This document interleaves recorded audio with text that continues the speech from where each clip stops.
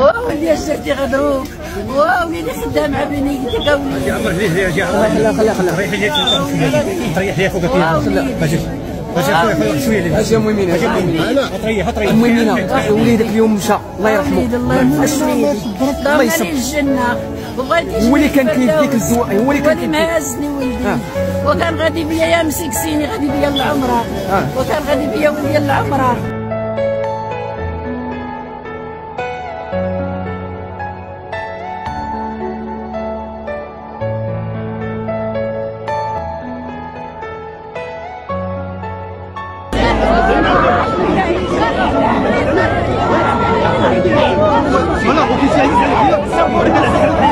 والله ياخذ الحق واللي هذا اخوه ما ياخذ فيه الحق ياخذ فيه الحق.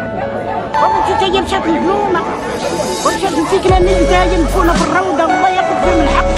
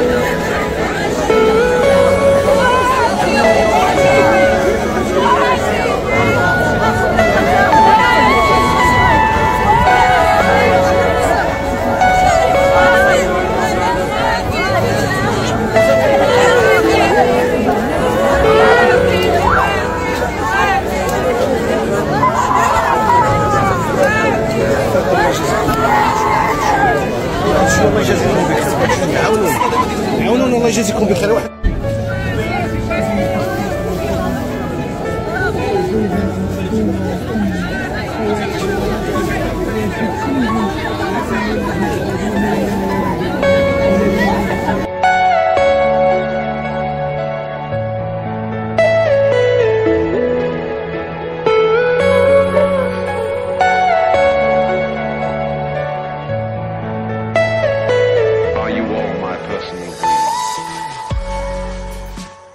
قبل ما نطرقوا الفيديو ديالنا، إن لله وإنا إليه راجعون، ولا حول ولا قوة إلا بالله العلي العظيم. تغمد الله الفقيد برحمته الواسعة، والله يرزق والديه الصبر والسلوان في هذه ليلة الجمعة يا ربي. هذا هو رجل الأمن اللي لقاوه مسكين مقتول، الجثة ديالو محروقة ومرمية وسط قادوس الإخوان. هذا هو الشاب المغربي اللي من شباب هذا الوطن الحبيب، اللي لقاوه محروق باللباس الوظيفي ديالو، بلا شفقة بلا رحمة. السن ديالو ما كيفوش 30 سنة، شاب بحالنا حنا، أب لطفلين الله يخليهم من ميمتهم، رجل طيب ومؤدب في الحي ديالو، كل شيء تيقولها فيه غير زوين، كل شيء كيهضر عليه غير بالخير والإحسان.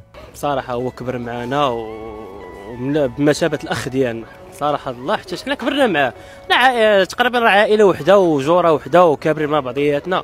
وواحد السيد شنقول لك درجة كبيرة في الطيبوبة، الله يرحمه ويوسع عليه، برغم انه فاد السلك انه شرطي وهادشي زعما ما فيش هذيك الدرجه ديال التكبر، كيدوز السلام كيدير خويا يعني. خدمته نهار الاربع في العشيه، سالا قلبوا عليه ما لقاوهش. حسب المعلومات الاولى ديال البحث، هذا الموظف تيخدم في فرقه المرور بمنطقه امن الرحمه. من بعد البحث عليه وجدوا قريب من هذه الشجره النظارات الشخصيه ديالو والكاميرا الوظيفيه ديالو. كما معروف ان الشرطه ديما تيحطوا واحد الكاميرا في الجنب ديال الصدر ديالهم. مسكين لقاو الكاميرا ديالو والنظاره ديالو الشخصيه حدا ديك الشجره، ونتمناو من الله تكون صورات شي حاجه. اما الجثه ديالو فراه لقاوها بعيده على هاد النخله. من بعد ما قتلوه مسكين هزوه ورماوه بالزي المهني ديالو في القادوس وجعلوا فيه العافيه بنفس بارده. واش عباد الله مازال بحال هاد الناس عايشين معنا في هاد الوقت؟ الدرك الملكي، الوقايه المدنيه، الامن الوطني، الشرطه العلميه، الشرطه المكلفه بالبحث